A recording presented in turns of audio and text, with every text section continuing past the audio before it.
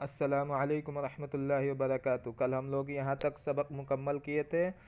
ये पढ़ रहे थे सबक नंबर 23 पार्ट नंबर 30 का हिस्सा जो है बदन के हिस्से और उनके नाम। आज हम लोग सबक उसी में से हिस्सा जो बचा हुआ है 5 भाग 5 और 6 7 ये 3 बचे हुए हैं। आज हम लोग मुकम्मल करेंगे, पढ़ेंगे। देखिए शुरू करते हैं। बिस्मिल्लाहिर्रहमानिर्रहीम। खुदा ने हमको क्या अच्छे 2 हाथ दिए हैं, जिनसे चीज़ों को छूते, टटोलते, पकड़ते, उठाते, फेंकते, उछालते हैं। छूने से हमको चीज़ों की सर्दी, गर्मी, सख्ती, नरमी, खुरदरापन और सफाई मालूम हो जाती है। हम अपने हाथों से खाना खाते, कपड़ा बुनते और घर बनाते हैं।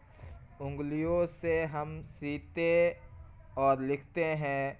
नाखून से खुजलाते और गिरह खोलते हैं, यानी गांठ खोलना किसी चीज़ को।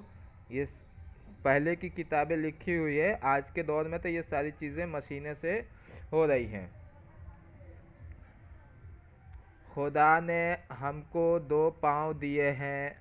हम पाँव पर सीधे खड़े हो जाते हैं, चलते हैं, दौड़ते हैं, कूदते हैं। खुदा ने हमारा सर सीधा और ऊंचा बनाया है और जानवरों की तरह झुका हुआ नहीं। आज का सबक यहीं तक रहने देते हैं। वाखिर दावाना अल्हम्दुलिल्लाहि रब्बिल आलमीन।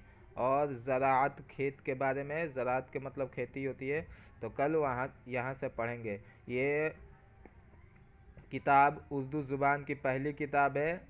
अब उसके बाद हम लोग दूसरी किताब पढ़ेंगे। कायदा पढ़ चुके हैं, पहली किताब पढ़ रहे हैं। पहली किताब भी ख़त्म होने वाली है।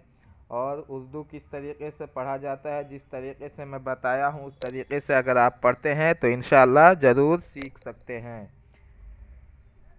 वीडियो को लाइक और शेयर दूसरों लोगों तक ज़रूर पहुँचाएँ। पार्ट 1 से जाकर देखें।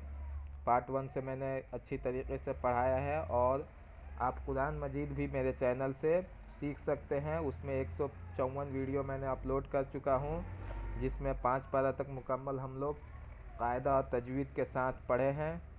वहाँ से आप जाकर देख सकते हैं। प्ले लिस्ट में जाएंगे तो वहाँ 154 वीडियो कुरान मजीद के नाम से अपलोड है। कुरान मजीद तजवीद के साथ पढ़ना सीखे, उसमें लिखा हुआ है।